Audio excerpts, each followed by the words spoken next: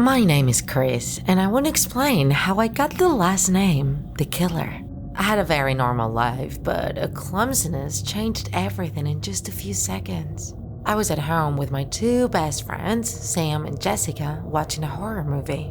We had been reading scary stories all day, so when it got dark, the three of us were already very scared. Suddenly, we wanted more popcorn, so I went to the kitchen to make it. While there, I noticed how someone from behind was holding my arms very tightly. Out of sheer survival instinct, I grabbed what was closest to hand, that is, the frying pan, and slammed back. But then I heard a scream and turned around.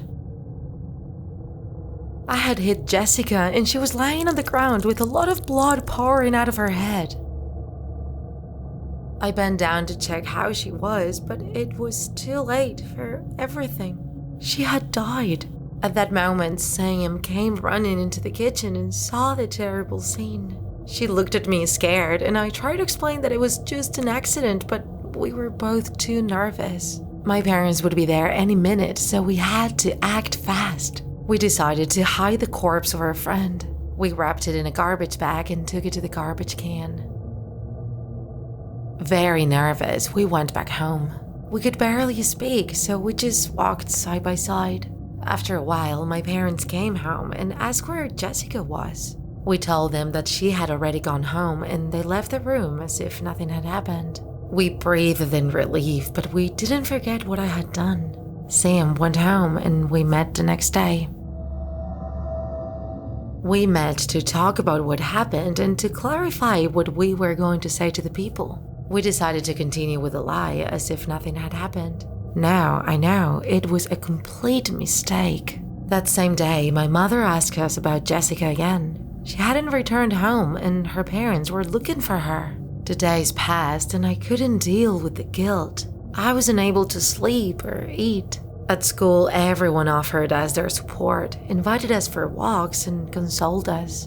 And I couldn't stop repeating to myself over and over again, it was an accident, I didn't want to. Time continued to pass and my mental state did not improve. The nightmares with Jessica were constant and I had hardly any life anymore. And then my father told me that we had to talk. They had found Jessica's body and her mother had recognized her. They had also performed an autopsy and this had revealed that her death was due to a brain injury.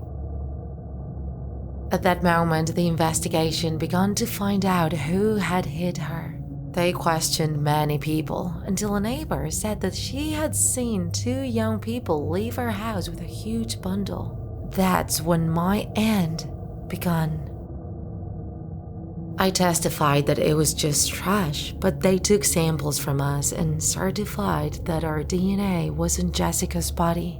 One morning, several policemen came to my house to arrest me. They said that I had to spend 3 years in a reformatory until I was over 18, and from there to a jail. All that if I passed the psychiatric exams. But I wasn't willing to go to jail for a mistake. I decided to grab a few pieces of clothing and run away.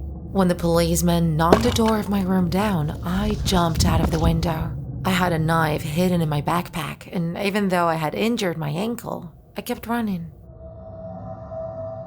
The policemen were chasing me by car, but surprisingly, when I reached the wooded area, a hand grabbed my arm and helped me hide. That was the first day I saw Jeff the Killer. Since then, I love him.